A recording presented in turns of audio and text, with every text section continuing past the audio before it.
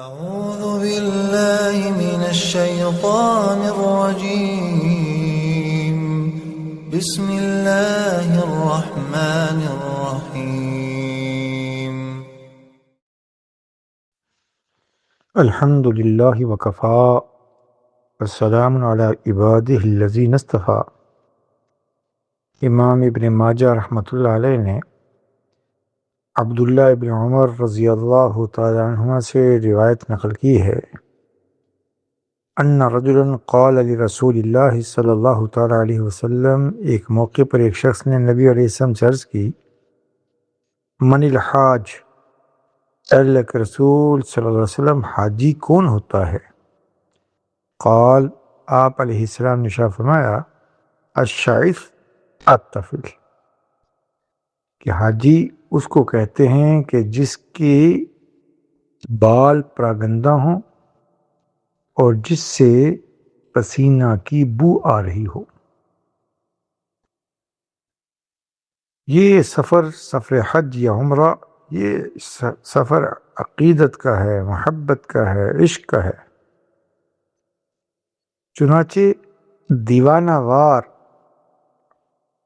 محرم احرام کی حالت میں اللہ کی رضا کے لیے ان تمام امور کو چھوڑ دیتا ہے جو عام دنوں میں اللہ کو پسند ہیں، خوشبو لگانا، صفائی ستھرائی کا اور میل کچیل کو دور کرنا، صفائی ستھرائی کا اہتمام کرنا عام حالت میں اللہ کو پسند ہے، لیکن حالت احرام میں اللہ کو اپنا بندہ اس حال میں پسند ہے کہ حج کے دوران اس کے بال پراگندہ ہیں، بال سلجھے ہوئے نہیں، اس میں ہلکی مٹی اور پسینے کے ذرات اور کی وجہ سے بال میں الجھاؤ ہے، اور ایسے ہی حج کے دوران پسینہ آیا، خوشبو استعمال کر نہیں سکتا، پسینہ آ رہا ہے اور پسینہ کی ہلکی ہلکی بو اٹھ رہی ہے، یہ سب اللہ کو پسند ہے۔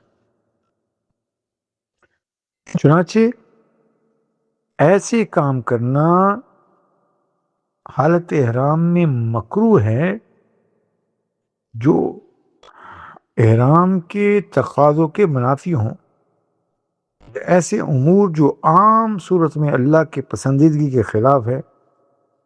چنانچہ بدن سے میل دور کرنا حالت احرام میں، سر یا داڑھی یا بدن کو صابن وغیرہ سے دھونا، یہ مکروہ ہے۔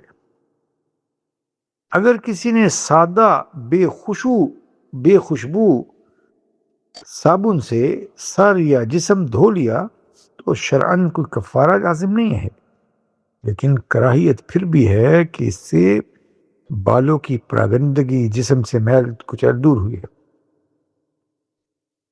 لیکن اگر کوئی شخص احرام کی حالت میں خوشبودار صابن استعمال کرتا ہے، جیسے لکس ہے یا اور کوئی خوشبودار، تو اس سے صدقہ واجب ہوتا ہے، کیونکہ وہ خوشبودار تو ہے لیکن خود خوشبو نہیں ہے۔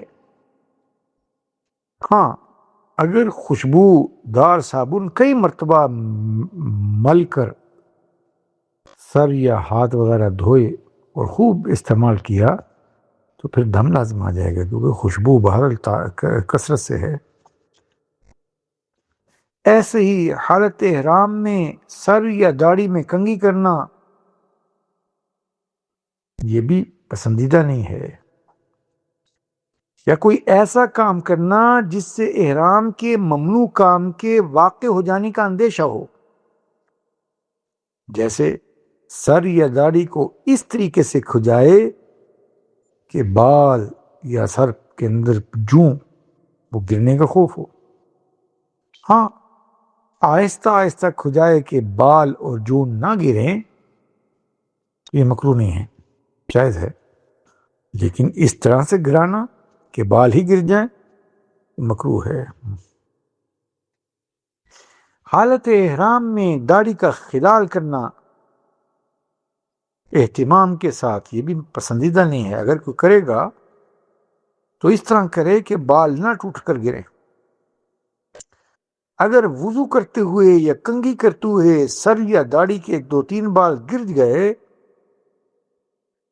تو پھر اس صورت میں اس شخص پر مٹھی بھر گندم صدقہ کرنا لازم ہے، اور اگر خود اکھاڑے تو ہر بال کے بدلے میں 1 مٹھی صدقہ کی دے، اور اگر 3 بال سے زیادہ بال گرا دے، اکھاڑ دے، تو پھر 2.25 سیر گندم دے۔ احرام کی حالت میں مرد چونکہ انسلا کپڑا پہنتے ہیں تو تہبند کے دونوں کناروں کو آگے سے کوئی سی لے کہ جی بھی پردگی ہوگی تو اس لیے میں سی رہا ہوں، یہ مکروہ ہے، ایسا کرنا سنت کے خلاف ہے۔ یا اسی طریقے سے کوئی چادر یا تہبند میں گرہ لگا لے، یا سوئی یا پن وغیرہ کے ذریعے سے اس کو کلپ کرے، مکروہ ہے۔ یہ ایسے ہی کو تہبند میں جو احرام کی نیچے کی چادر ہے اس میں کو نیفا ڈال کر کوئی زاربن ڈال لے، یہ بھی مکروہ ہے۔ ایسے ہی احرام کی حالت میں ناک اور ٹھوڑی کو کپڑے سے چھپا لے، ناک کو بھی اور ٹھوڑی کو بھی، یا جس کو ہم آج کے دور کے اندر ماسک لگانا کہتے ہیں، اگر کوئی حالت احرام میں ایسا کرے گا تو یہ بھی مکروہ ہے۔ ہاں اگر کوئی بدبو آئی یا کوئی مجبوری ہوئی تو ہاتھ سے چھپایا جا سکتا ہے، لیکن کپڑے سے یا کسی اور چیز سے چہرے کو یا ناک کو چھپانا، منہ کو چھپانا یہ جائز نہیں۔ احرام کی حالت میں خود خوشبو سونگھے، جان بوجھ کر کے یہ خوشبو ہے تو یہ مکروہ ہے۔ ہاں اگر خوشبو بغیر ارادے کی آ جائے، گزر رہا تھا کسی پرفیوم کی دکان سے یا کسی شخص نے خوشبو استعمال کی ہوئی تو کوئی حرج نہیں، لیکن خود سے خوشبو جو ہے وہ سونگھے یہ حالت احرام میں مکروہ ہے۔ تو لہذا اللہ ہم سب کو حج ویسے کرنے کی توفیق عنایت فرمائے جیسے اللہ چاہتے ہیں، کہ اللہ کے رسول صلی اللہ علیہ وسلم کی تعلیمات ہیں۔ اللہ ہر شخص سے ہماری نسلوں کی حفاظت فرمائے۔